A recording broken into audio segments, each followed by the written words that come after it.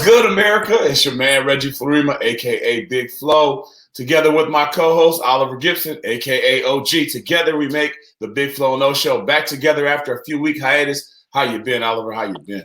I'm good, man, and congratulations on coming through your procedure, and you're looking good. You're looking like $1 million. I see Big in the background, not Cliff Stroud. That's an inside joke.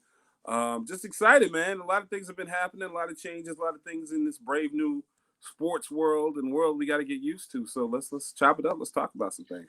Thanks, man. It's good to be back, man. Listeners out there, I had a little tune-up. I had to get in there. Sometimes you get a little older and they start taking things away, fixing things. But, got my tires rotated.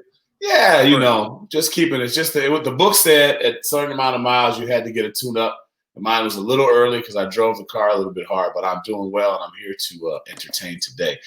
We got a special guest today, guys. A guy that you and I know very well from our college days. 1994 ND graduate, got drafted in the 7th round by the Minnesota Vikings in 94. Played 7 seasons with the Vikings as a player, coached 4 seasons, and ever since then has been a color commentator with a grand total of 25 years. I think he's going to get some sort of ring or something for that. There's got to be some sort of 25-year anniversary when you have multiple positions with an organization. So without further ado, I'm going to bring on our guest, Pete Bercich. There we go. College teammate. Pete. Oh, we have our new software today. We don't have our sound effect board, so that round of applause is going to be manual today. What's going on, Petey? It is. It's great to see you too, man. It's been too long. You know what I mean? And unfortunately, and I don't know what it is. I don't know what it is about it, but it seems like as we, and I think Oliver will, attest to this too, is just, it's like until you're 40, you're busy, right? And then all of a sudden we're starting to get back together, get back in touch with all the guys that we, went to college with and everything. And so I miss all you guys, and I'm glad to see you're all happy and healthy. Yeah, that's all that counts, man. The older you get, those doctor's appointments start taking a little bit longer, but still hanging in there, still hard to kill, man. And that's kind of a good segue. And of course, I have a tendency to jump ahead, so please excuse me. And I'm doing this off my iPad, so if it looks a little whack, it is what it is. But we first met back in 1990, correct? I would say, unless we did a picture or something. 89, yeah. 89. Summer of 89. It was a photo shoot for the 89. Yeah. Some of our listeners' parents hadn't met at that time. Exactly. Some of our listeners probably weren't even born then. It was a photo shoot for the Joliet Herald. And at the time, I really didn't know a lot of local football players. Things were a little bit different now. Kids have a massive network of ball players, but back then we were a little bit more isolated. So tell me about your background growing up in New Lenox and how you ended up going to Providence High School and, what brought you to football? Because from what I understand, from what I know, baseball was your first sport. It was. Both my parents are from the Chicago area. My dad grew up in Summit, right by First Avenue and Archer. That's where Burritoville is. It's called El Ferro. But that was and your dad. Did you make that reference because you're talking to 2 fat guys that a food reference that we would say Burritoville? So yeah, my dad, he went to Argo. He was from Summit, went to Argo High School. He graduated in 55. Got a scholarship, played at Michigan State, and then was drafted by the Dallas Cowboys in 1960. So he was on the original Dallas Cowboy team in 1960. My mom was from the east side of Chicago. My grandpa was a steel mill guy, but they were down in Dallas, and then they moved up, and they wanted to get quote unquote out of the city. So we moved out to the New Lenox area. I'm about 3 miles east of Silver Cross Hospital, the new one. Sure. So just kind of like right in that area. But growing up, I mean, baseball was really my favorite thing. I didn't start playing organized sports. I think I was 9 or 10, and then I started playing at Belmont in Joliet, and then played in Ingles Park. And we went to the World Series in baseball when I was 14 in Puerto Rico, which was actually pretty cool. So, and I say that only because that was back then, and for sports, that was it. I mean, we had the Mustangs. I played in 6th grade and 7th grade, and then they had weight limits, and I was too big to play in 8th grade. So was I. You know, I could either go to Lincoln Way, it's Lincoln Way Central or Lincoln Way at the time, or go to Providence, and I ran into a guy named Jaime Garcia, who used to coach minor league with the White Sox, and and it was really baseball was what got me to go to Providence. My cousin, a guy named Brian Ricard, he lived a little further east in Mokina. He ended up pitching in the major leagues for about 7 years with the Rockies and with the Devil Rays. But we grew up playing wiffle ball together. You know, we grew up doing the sports thing, and we both went over there together to play baseball. And it wasn't until after probably my sophomore year in high school that I realized that football was the way that I wanted to go. I got a letter, and this is OG will remember this. Got a letter in the mail. That's how I used to scout from the University of Michigan. Mm-hmm. And that kind of changed my sophomore year, though. This is the end of my sophomore year. I got a letter from Michigan. They thought I was a junior, and that kind of changed everything because, as OG knows, and you know this too, Reggie. Once you get that first legitimate first place to say, "Hey, we're interested in you," right? That's it. It's over, right? Mm-hmm. I'm like, okay, let's go. Football's it, and then kind of it went from there, and that whole thing with Bryant Young and Brian Hamilton and Oliver, and what's so funny with Oliver and me is we grew up. I mean, we were both top 100 whatevers, but we were only 15 minutes apart. Right. You know what I'm saying? Yeah. And never had a chance to see Oliver play because back then there's no video, right? You can't get on Huddle and watch highlights. Right. You know what I'm saying? So you just like Oliver said, you read the Herald News, right? Or the Tom Lemming report. You get the Lemming report, and you flip through that Lemming report and see who was hot. And the cool part is you hear about like guys like Oliver, Bryant Young, and I knew Bryant as a wrestler because the Providence has a really good wrestling program, and I remember Bryant Young as a heavyweight wrestler, and you finally get together and you're like, because you build this picture in your mind, right? Yeah. Like Oliver was this 245-pound monster. Yeah. You know what I mean? Yeah. And you finally get a chance to meet everybody, and you're like, yeah, they're kind of, because back in about like me. Yeah, I'm just saying, back in our day, you had rivals, right? You didn't like these guys. You weren't supposed to like this team. You're not supposed to like that. And then you go to an all-star game, or you do a picture or you do whatever, and you finally get together. You're like, yeah, these guys are just like me. They're pretty awesome. Let's go. Let's play. And then it's interesting you mentioned that because nowadays these kids are such friends with people that all over like the conference. Top people in the conference are buddies. They hang out on the weekends, and like we almost had a gang mentality in high school. Like if you had different colors, I didn't like you. If we went to a party and there was people from a different high school there, you think it might pop off. We had that like loyalty. But now in the days of super teams and LeBron James switching and guys hanging out and seeing people on the boats, these kids now are completely different than that. And we respected guys when we went to those photo shoots, but you definitely didn't have the same feeling. So no, here's the one thing and it gives me a chance to tell a funny story because whenever I went to a photo shoot, just because of my alpha male nature, just like all of us are alpha males, the first thing you do is size somebody up. Yeah. Can I take it? Exactly. You got your tough face on and you're cocking your head back in the picture like you're the hardest man on the planet. And it gives me a chance to tell a funny story. So, Pete, you were in on this photo shoot at the Sun-Times. And what happens is I play basketball also. And so we used to play in something called the Morris Shootout, which was a basketball tournament in which all the best basketball teams of the state during the summer played a game down in Morris, Illinois. So the day before the shootout, the day before the photo shoot was like a Saturday. So I played against St. Rita High School. So, me, I was a 5'6". I wasn't going to take any fouls home with me when I played basketball. Yeah. I was going to use them all up. So we ended up playing St. Rita High School, and, man, I beat the hell out of the squad. So much so that I thought they were going to jump me after the game because we beat them.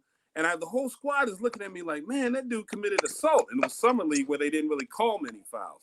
So then we come up to the photo shoot at the Sun-Times. My old man drops me off, and I walk up to where the photo shoot was, and I see Pete, and that's a familiar face, and I'm like, good. There's one cat here I know, in case, whatever. So then I look, and I see Bryant Young, and first of all, Bryant Young does not look like a high school football player. Like, you can't, he's not in high school. That's not He was natural. born a man. Yeah, exactly. And then I see you, and I think we dap up or whatever. But so I see a dude who played on the St. Rita team that I played the day before, and it was Brian Hamilton. And I didn't even know him. And the thing is, I wanted to, like, oh, you're Brian Hamilton? Like, I had read his name in the paper moving up to that game. But, like you said, you're kind of thinking, this guy's a jerk. Or, I was, before I met Pete Bercich, I'm like, man, the hell with that white man. You meet B. Ham. He's the nicest human being ever to walk the planet. Right. And then I meet Pete. I'm like, I'm going, oh, yeah, that's my guy. That's my boy. So it's kind of funny that you say that, because we all had this, like, man, the hell with the next guy. I'm better than him. I'm all this, second, and third. And that's why I think in choosing Notre Dame, it became so good, because we were all names. We all kind of read about each other. But once we got to know each other, I mean, hell, it's 30 years later. We're still acting like it was yesterday. So coming up behind you guys, all I knew you guys as I played against Brian Hamilton in high school when I was a sophomore. They beat the hell out of us. But you guys pretty much are just pictures in the paper and names. And all I remember is Pete Bercich had that bleached white hair, like Bosworth. Looking in that picture, I'm like, this dude here looks like he tackles his mom for breakfast. Like, you know what I mean? So it's just funny coming behind you guys and see all of the stuff, the main 4 dudes that I was reading about, to all go to Notre Dame. And I'm thinking, man, if I'm a real man, I'm going to be on that list too. Try to get there to follow these guys. And Oliver, to your point, that may have made, with being with high school kids now, that might have disappeared, that kind of attitude. Right, that bravado. But this is one of my things with sports, and especially football, is there's no other sport, there's nothing else where you could take a bunch of, like you said, Oliver, a bunch of alpha males, right? Competitive, all that, and put them together. And this in Notre Dame, and I tell people this all the time, because they ask me, how was Notre Dame? I'm like, it was good. We won a lot of football games, but I can't step back and say that I thoroughly enjoyed that experience. It has nothing to do with Notre Dame. It was because every single day we competed against each other for the same positions, for the same in the weight room. There was never a break. No, there was never a break. But what we did have for each other is an unbelievable amount of respect. Right. Unbelievable amount of respect. There were fights and things like that. There might have been a guy or two, but for the most part, when I'm out there and I'm with Oliver, and I'm out there with Jim Flanagan or Brian Hamilton or Jeff Burris or, John Covington, these guys, you respect the hell out of them, because to be on that field, and how hard we all had to work just to get on the goddamn field. Right. So that's what that sport can do. Yeah. Right. Like, Oliver and I, would we be still in touch and hanging out had we played, I don't know, something in high school together, or we're across town? No, absolutely not. It's this game that brought us together. And ultimately it was the work ethic of guys like you, Reggie, and Oliver, that built that respect. And that's something you take with you no matter what you do the rest of your life. And I look back at all the pain and all the BS and everything else. And was it worth it? Yeah. Yeah. Well, what else did you think about going? Go ahead. And I always wonder, because I talk to guys who go to other schools, and even though, like you said, when you talk about college, you didn't necessarily, I love Notre Dame for you guys and the games and the atmosphere, whatever. Was it my type of school? Not necessarily. But I think it was the kind of institution that Notre Dame was, in a way that Holtz preached. Hey, you got to humble yourself. It's about a team. It's about a unit. And then, like you said, college was a grind. I always thought I can't have a bad day. I can't do something stupid. You can't bad day. You can't have a bad snap. Exactly, because competition was way too tight. You know what I mean? Competition was way too tight. everybody was a decent. Everyone was thirsty. Everybody was trying to make it. And if you had to be the victim in which they made it upon, so be it. Right. It is tough. You see that, and you're going through those things. But I think when you choose a school, you got a lot of like-minded individuals. Notre Dame was full of grinders. We had our share of guys that you came in there and you're like, okay, this dude probably picked the wrong school. He's a party animal and he wants to do this.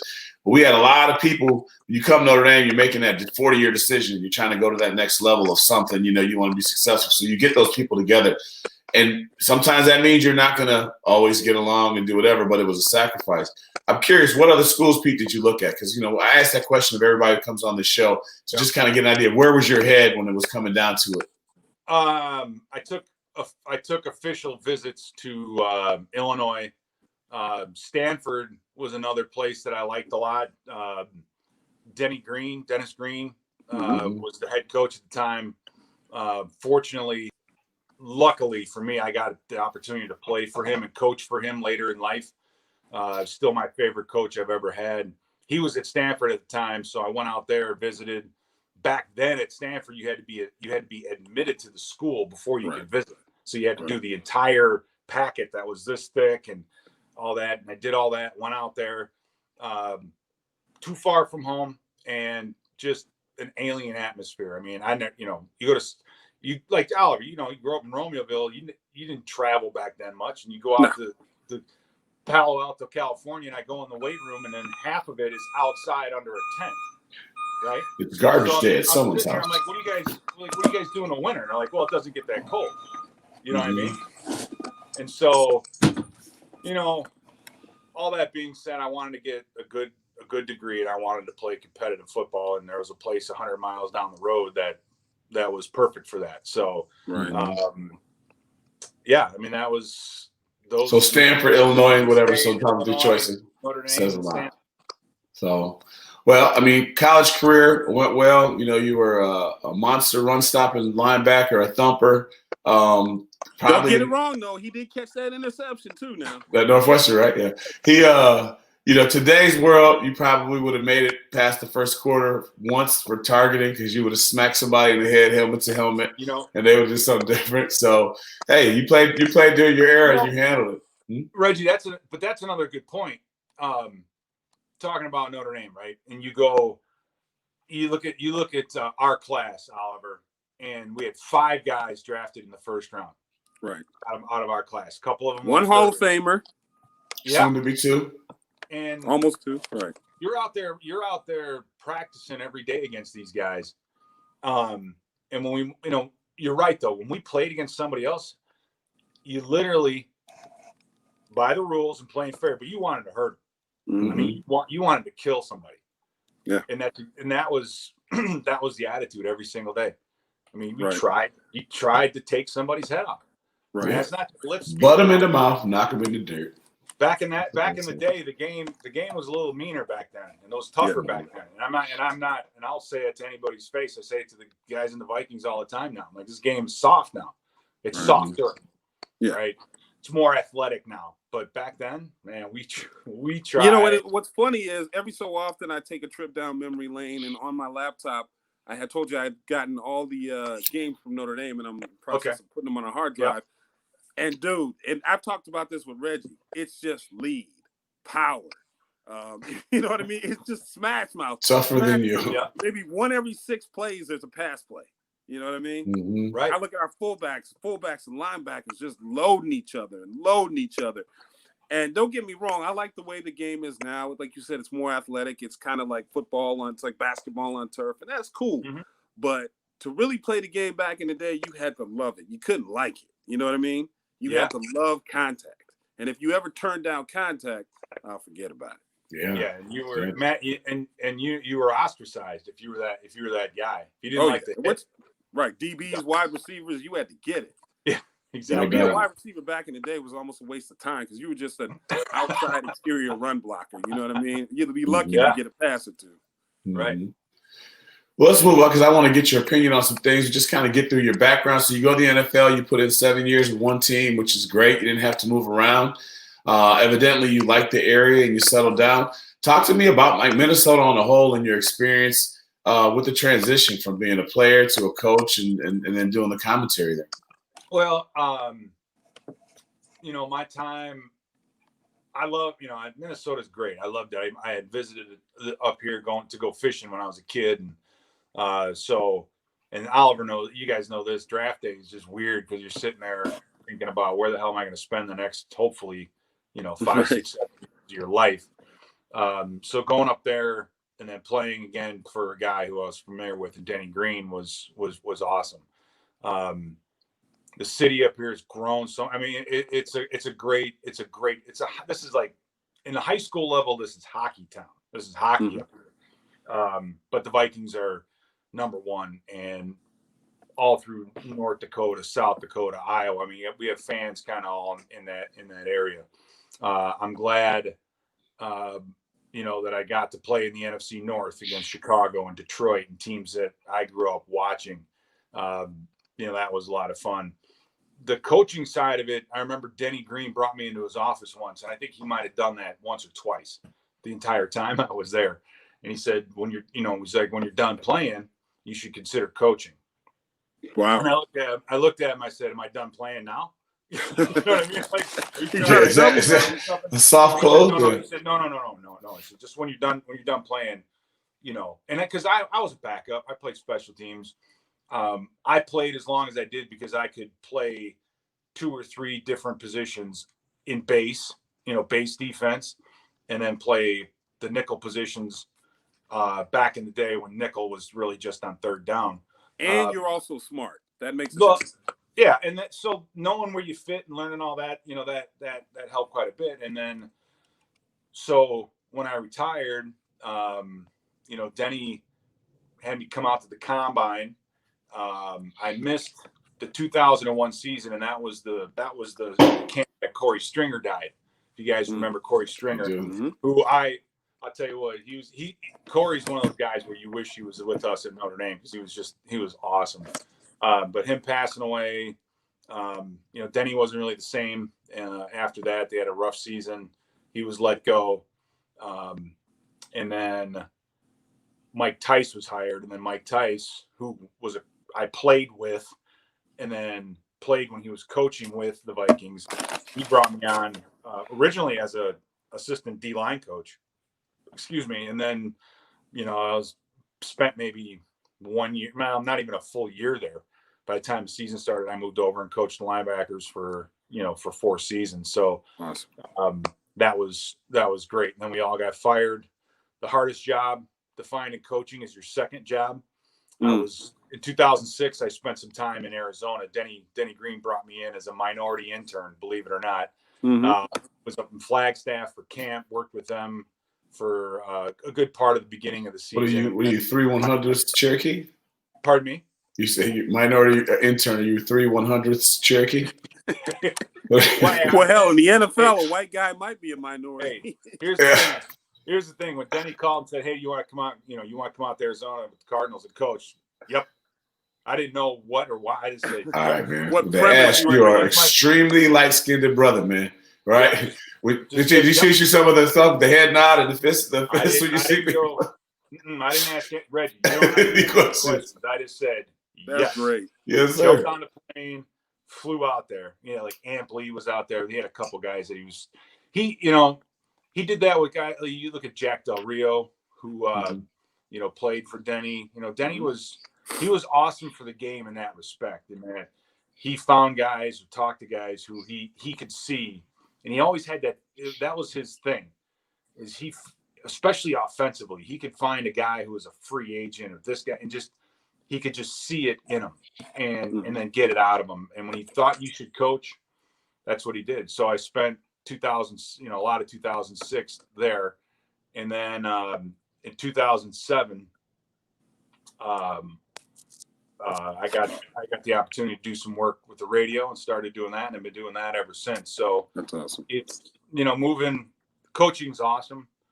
I love to do it. It's what I love to do, but at the professional level, it's you have to sell your soul. That's what you do. You have no other than that. Let me ask you about that, because I pursued coaching on that level and didn't quite make it. But I always wondered, how much of a real commitment is it? I mean, a lot of the coaches, like Dick LeBeau, who I had a chance to be around and whatever. I mean, I swear to God, they lived at the facility.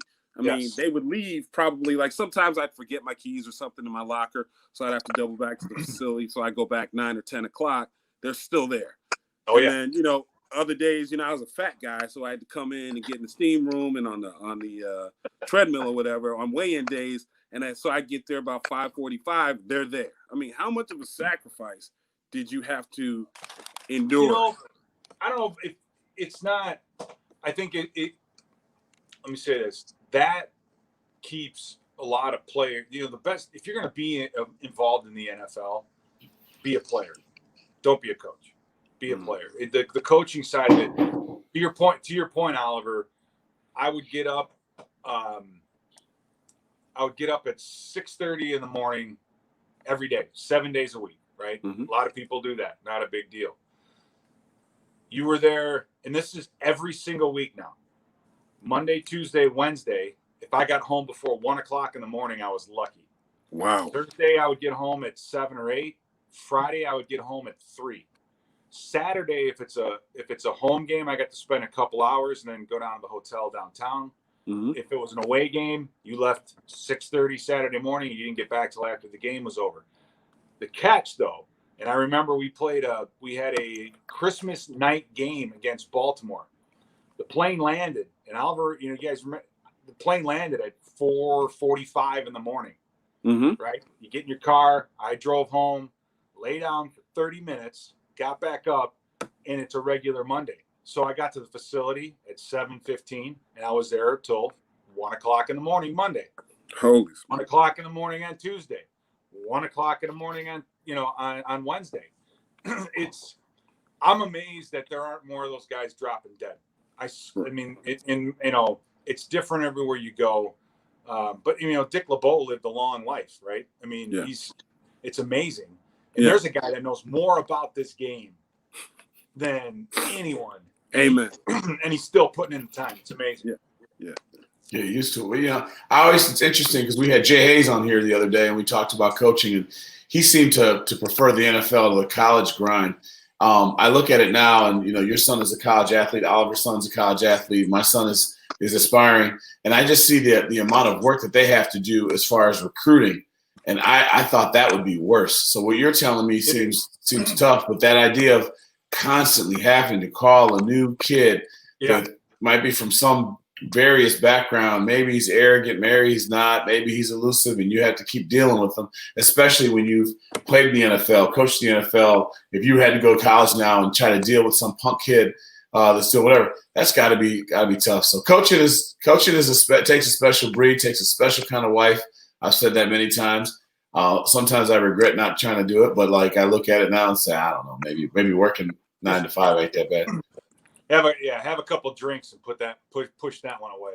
Well, I always wondered, like, you always hear about, it takes a certain kind of significant other or spouse to support somebody in certain careers, but I wonder what the divorce rate is for NFL coaches. I think it was published before, and I don't know what the hell it is, but when you hear stories like yours, you got to understand. That's got to be hard on the family. And I think the few coaches that I know, or the ones that I know that did have, like Alvaro was saying, it was kind of a business thing, and the coaches, because you move around so much, you would pick, or they would have a place usually by the in-laws, and once camp started in the middle of July, the wifey poo and the kids would just go be around their family for the next at least month while you're in camp, because you don't see anyone when you're in camp, and just that's how you did it. If you didn't have support from the family, meaning the father and the in-laws and those kinds of things, then it's damn near impossible. Because you're a single parent, because as a coach you're not around, and if that phone rings, you go. It's more I've got stories about trying to miss an hour or two here or there to go to a doctor appointment for my kids and things like that, and no, it just didn't happen. It's hard to do. And in regular, I've been in corporate America the whole time, and family comes first. I mean, if something goes up, I got a family situation. Unless it's the final presentation of a $10 million deal that you're trying to go do, my family comes first, and people say, "Go handle it, go handle it." So that's one where the job comes first. Like, the show must go on. So, now you mentioned Pete. You mentioned camp, and you obviously in radio with the Minnesota Vikings. Have you been into camp much with the Vikings now, and where they are with the whole COVID situation and how they're running things? And so where are we now with that? So, like a lot of the people that work at the facility, they're just starting to actually go back to the building now. I mean, they had been out of the building since March. They have different tiers of who you are and what kind of contact you can come in with. We're gonna do some television stuff, I think, from camp itself. It's so different this year. Normally you show up and do radio and watch practice, and then you talk to the players afterward. You're there, however often you want to be. Now we're not even gonna be allowed to get close to them. Now I have to do a bunch of COVID testing to even get on the field for the television broadcast of the practice. Wow. And then once the regular season starts, Oliver, I don't even know, because we fly with the team, right? So you're on the buses, you're on the plane, you're in the hotel. I really don't know. I think it's an 80% chance that we'll be calling games off of TV somewhere neutral. Off a screen, yeah. Yeah. And so to answer your question, Oliver, our direct contact with the athletes has been extremely limited. They're not letting anyone near, and it's not just the athletes, anyone who goes near the athletes. So coaches, trainers, anyone who's in that bubble, you know what I mean? That group, that 75, 80 people. The inner sanctum of the football team. But describe their bubble, though. Describe the bubble for football, because we know for baseball there is no bubble and they're having a lot of problems. Hockey and basketball, I think hockey has a bubble too. Basketball has a bubble and seems to be doing better. How is the football being handled? Well, let's say, and just to give some perspective, when we travel on a charter, there are 53 guys on a team. 3 of them stay home, so there's 50 players on the team. There are over 150 people on that airplane. Okay. So you're talking two support for every one player. So that number right there is going to be, or has been, just cut down.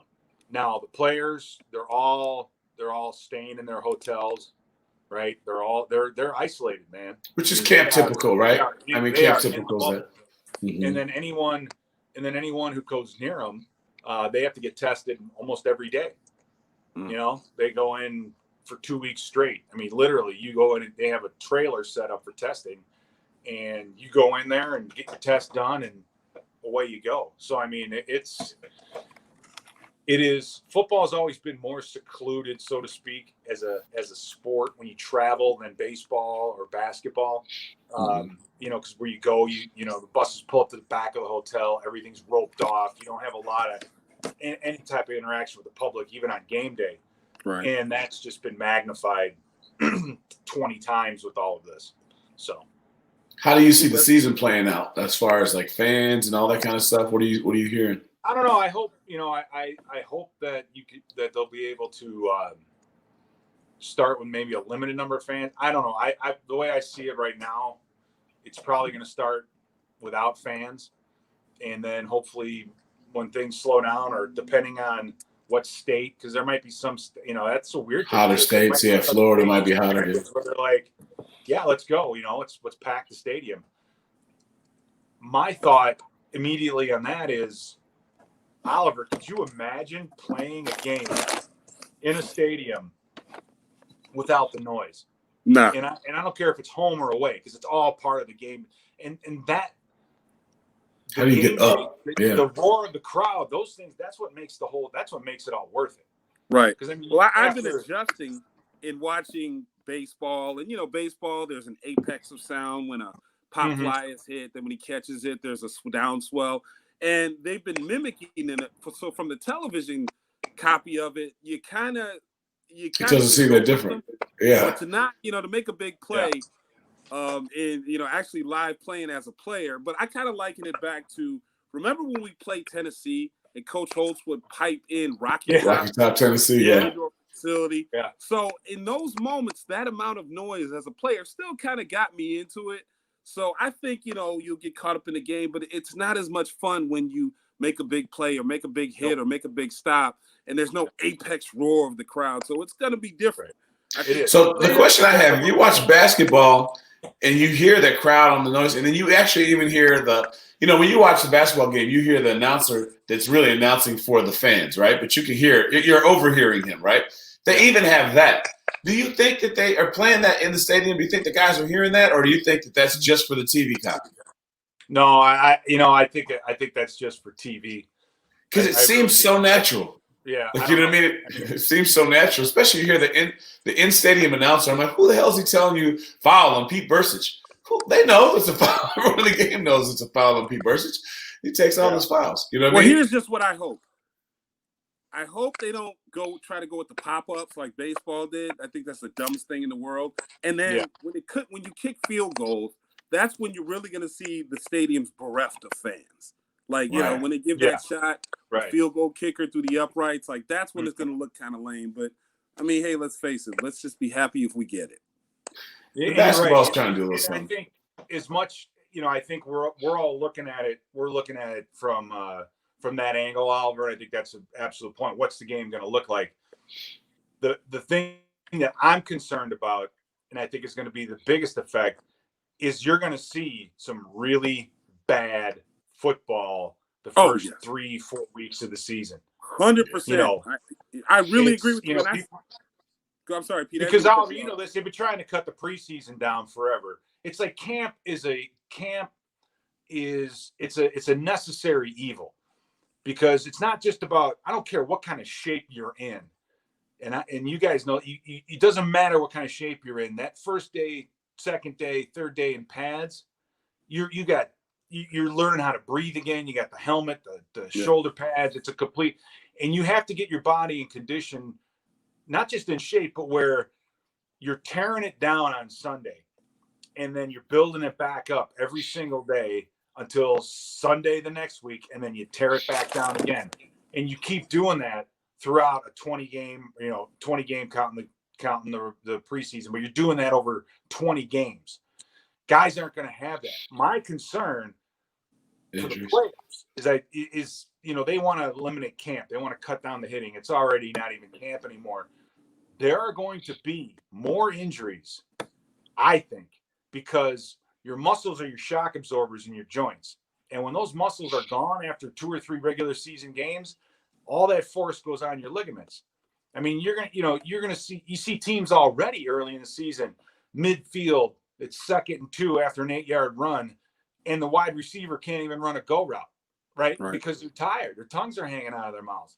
These guys are going to be completely, they're not going to be anywhere near in the amount of shape. They're not going to be able to carry whatever game plan they want. I'm just preparing myself for some really sloppy and bad football early on in the season. It's amazing that you say that, because my sentiment was exactly the same. I said, yeah, we'll get a football Oliver, season. Does it surprise you? Two great minds. I mean, seriously. Yeah, exactly. We think alike. I was going to say, you're going to get a lot of bad product this year if you're a fan. Yes. You're going to see more injuries because of the elasticity and, like you said, the endurance of the muscles. And then number 2, these guys aren't going to be – it's not the same regiment that has built football to be what it has come to be. So, as a fan, it's not like basketball and it's not like baseball. Baseball, it's more of a skill than it is. But as far as football, if you don't go through it every year, season by season, you're going to get a bad product this year. So just expect it. You know what I mean? It's going to look like some early XFL games. You're going to see a lot of drops, a lot of fumbles, a lot of missed tackles. Yeah, bad timing. Mimic the actual, normal pace of football. You can't go through the motions. And Oliver, you're right, because football is still a team sport. You watch the NBA for 1 or 2 guys on each team. Football is still, you still got to have a great one team. or 2 guys can change an NBA game. Yes, no question about it. Can't change it. And the NBA product has been pretty good.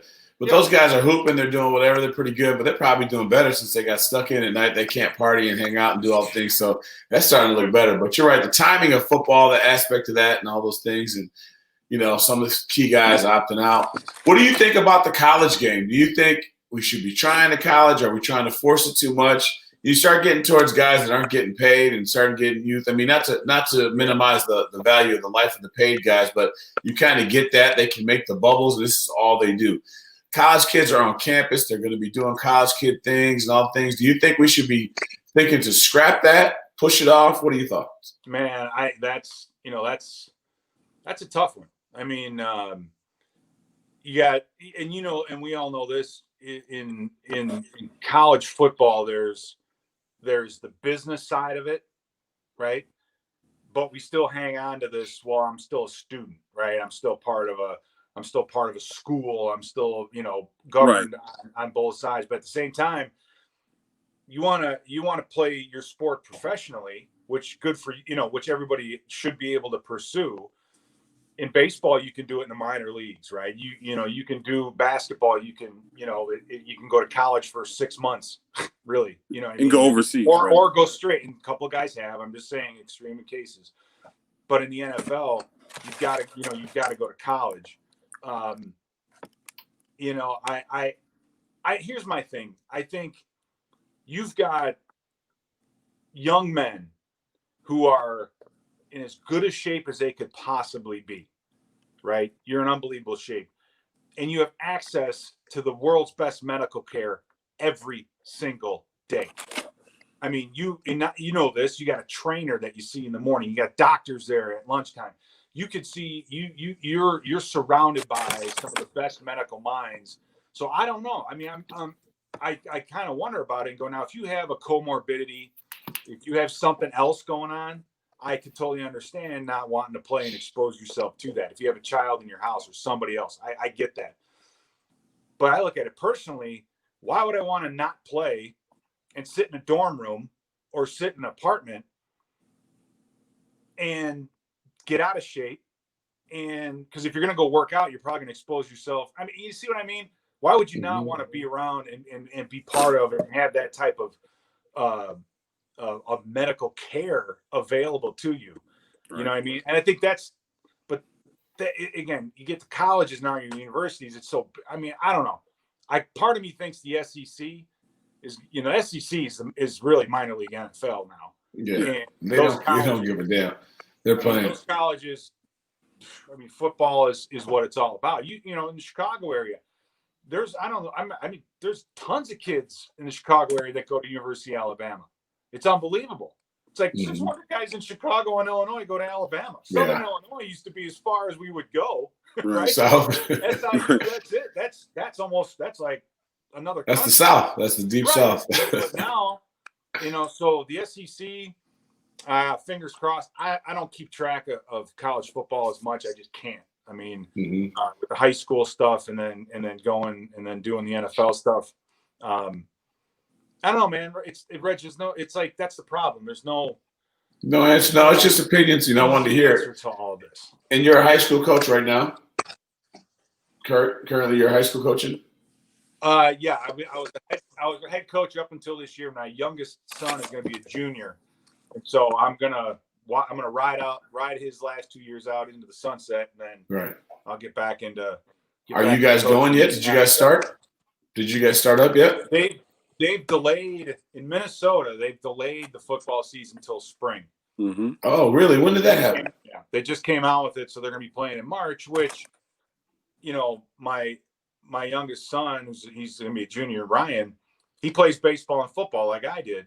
So now he's going to have to choose between playing baseball or playing football this spring. You see what I mean? It's unfortunate, but got to roll with the punch. It is what it is. There's nothing. What are you going to do? Illinois did the same thing, and I don't know. Minnesota might be the only place colder in March. It's going to be interesting to see them play in 75 below zero weather. Our official start date is February 15th. It snows in April up here. Yeah, easy. Yeah, it's going to be. You're right. It'll be interesting. It's a bad football product year. Let's just Not write it off. Let's just try to do it, but don't Yeah. expect records to be broken and milestones. It's going to be bad ball. Oliver, you're absolutely right. And maybe, I don't know if it's a competitive game, maybe not for the fans. I don't know. I've seen this trend with Thursday night games, especially early in the season, because, on a Thursday night game, you play a game Monday or Sunday, you have Monday off, you practice Tuesday, and then you fly out Wednesday. So early in the season with all the rookies, they don't know. I was fortunate enough to play on Thanksgiving Day 3 different times while I was playing. It's a short week, and you can't game plan as much as you want, and it makes for, but at least it's in November. Now you've got these Thursday games right in the middle of this, right in the beginning of the season. These rookies, they don't even know where the bathroom is. Right, and you're going to get them ready on a day and a half. Right. So I think that the quality of football on Thursday nights, in my opinion, you're not the only person. Not a great game. Yeah. Thursday night games they're usually not great games. Right. And a lot of people feel that way, and a lot of NFL fans feel that way. I've read several publications to where guys are like, man, Thursday night, yeah. So, and that we're gonna have a season full of Thursday night games on Saturdays and Sundays with college and pro football. So this is the way it is. You said it best, Oliver, though. This is going to be a poor football year globally, wherever we're with football. But I would say we're at a point where we can get, like the NBA or baseball. I think I watched some soccer. I'm looking at the fans. I'll take what I can get right now. Dude, I watched the WNBA game, and I was fascinated. I watched the whole thing, even the commercials, the halftime report, and I was fascinated. UFC fight Saturday starts at 3:00, goes till midnight. Everyone watch every fight. But the good thing is I pretty much finished Netflix. I finished Amazon Prime. There's nothing else for me to watch.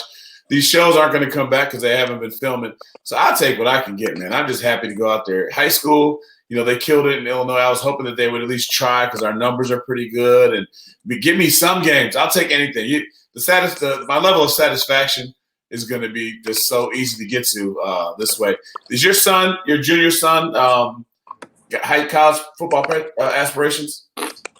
I think, yeah, he is. He does. Did you consider moving him to a different state at all for this season? No, and that's an interesting point because I don't want to live in Wisconsin. I'm not a Packer fan. I don't want to. No, let's just put it that way. Sports are important, but are they that important? No, I understand. With certain sports, you look at the gymnasts. I think it was Gabby was talking about her parents moved from the East Coast to Iowa, right, for her to get a shot at the Olympics. None of my kids are Olympic athletes. You know what I mean? Mm-hmm. And so I'm like, it's not, sports isn't that big. It's not life. I'm going to pick up and move, and put them through those put them through that. Because I hear about this in Chicago. My best friend growing up is athletic director at Providence Catholic High School, and there are kids moving from Illinois to Indiana. In Iowa, yeah. You know what I mean? And to play a sport. Yeah, I don't know. There's something. I contemplated it with my son. I thought about it with my son and decided not to. Yeah, there's just something in that whole thing. Well, there's an old we're all back in the if day. we had to do that, we would, right? We would do that, but I don't know. We used to use an expression back in the day called "it ain't that serious," and it really just ain't that serious. But anyway, right. I want to bring you back to pro football, and being that you've been a guy who's been able to be in every phase of the game. You've been a player, you've been a coach, and now you're in the media version of it. Yep. What is it like being a radio guy? Because I used to be anti-radio guys, anti-television guys, because I felt like you really didn't know the whole story. You're not in the locker room. Right. The coach tells you, hey, only give them so much. They're not your friends, as Marvin Lewis used to say. Yeah. And so now you're a guy who's been on all sides of it, and now you're a media guy. Obviously, you have insight that other media guys don't have, but how much integrity do you use in asking questions? Because there are some media guys that just want the sound bite, for banter for the radio or for the television. And there's some guys who ask honest questions. And a lot of times, you get asked dumbass questions. Well, how do you feel about this week's game? Hey, I'm going to wear that motherfucking. Sorry. I'm going to wear that guy out. And then there's sometimes when things happen with players, and that there's more to the story, but as a player, you've been told only give them so much. Yeah. So as a media guy now, when you go to ask questions, how do you formulate the questions that you ask? Because you want to seem sincere, but by the same token, you want to respect the player's mindset. Absolutely. And we'll do some of that. I'm trying to break this down. I think Oliver is because I asked a very loaded question. I know. My coaching has helped me more in radio than playing the game, because I spent 2 seasons in the booth watching the game. And what goes on in the booth is ridiculous. It's just what you have to keep track of and write down and see. So that helped me a ton in the transition. And while I'm calling games, I never say something on the radio that I would not say to that player's face. Okay. You know what I'm saying? You know what I mean? Because you get people that'll say, they'll say like this: Kirk Cousins, he's terrible. He's never going to be a great quarterback. You can't make those. You don't do those summary judgments. You could sit there and I could say, for Kirk Cousins to become a better quarterback, he's got to have more pocket presence. He's got to be able to not melt down in the pocket when there's pressure on him. Those same thing where if he was talking to me or if I was talking to him, I would say it to his face, right? You try to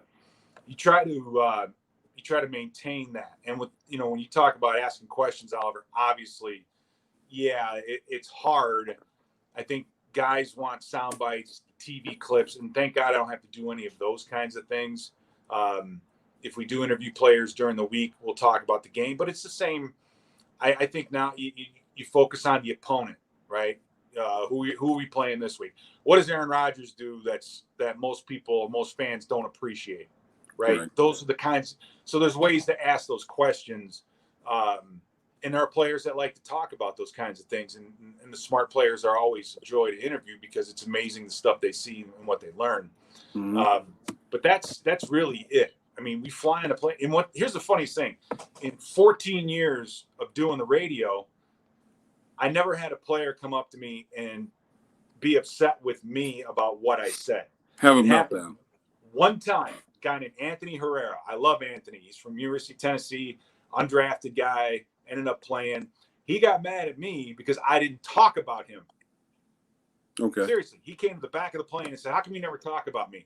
I'm like, "Because you're doing your job."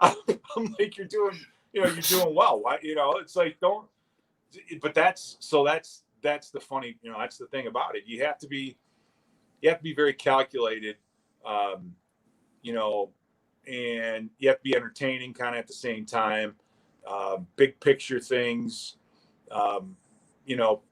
just balance. There's so many things that I'm just so fortunate I can point out. And I'm just trying to make people smarter about the game, right? You're trying to teach them about the game and you got to have a running game. You got to have balance offensively because you can't just run the ball all the time. You can't throw it all the time. You got to have, people get too high when you win and they get too low when you lose. And you're like, guys, we may have lost 3 games in a row, but this is the difference between winning and losing in the NFL. This much, because the teams are so, so evenly.